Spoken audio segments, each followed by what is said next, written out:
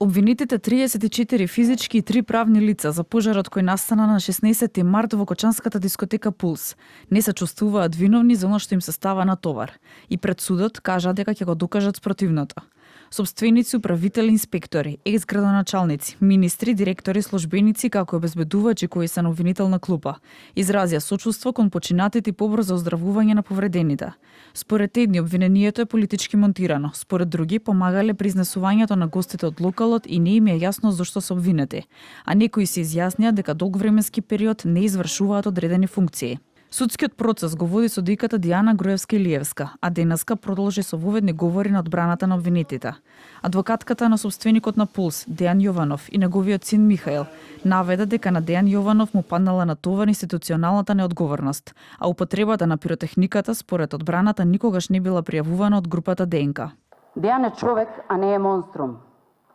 Ниту Дејан, ниту било кој човек на планетава Земја не би посакал да се случеше тоа што се случи, а затоа верувам дека сите ние тука сме свесни. Но се случи, за жал се случи и ни ја тресна од глава долгогодишната, веќе позната дисфункционалност на целокупниот наш систем. Не можело да постои никаква умисла, бидејќи на страна на обвинетиот Дејан Јованов не постоело никакво сознание, бидејќи самата пиротехника никогаш не била пријавена од страна на музичката група ДНК кај угостителот. Дејан Јованов во судницата кажа дека по 9 месеци во затвор не може да поверува што се случило на 16 март годинава. Нагласи дека како родител никогаш не би дозволил да недостасува нешто во клубот, каде што се собираат младите, меѓу кои неговите деца. Адвокатката Ивана Куцевска за Михаел Јованов посочи дека обвинението против него се темели само врз основа на тоа што е син на собственикот на Пулс.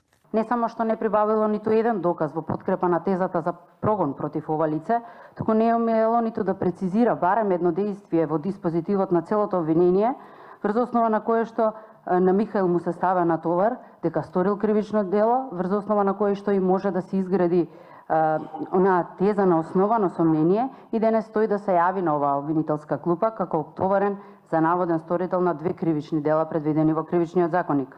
Според одбраната на Митко Стојанов, Гроздан Милковски, Милка Ендровска, Тодор Јованов, Стојанчо Димитриев и фирмата Винци Проект, нивните клиенти не презале дејствија кои би имале директна врска со трагичниот настан. Наведоа дека поседуваат валидна документација. На почетокот на судењето обвинетиот службеник од Министерството за економија, Джевери Камбери, беше опоменат од судиката бидејќи во затворот кај него биле пронајдени 13 мобилни телефони и 1 лаптоп. Судењето се одвива под засилени безбедносни мерки, со присуство на обвинети, роднини на жртвите, обвинителство, одбрана и јавност во судницата во КПУ Идризова. Следното рочиште е закажано за вчетврток.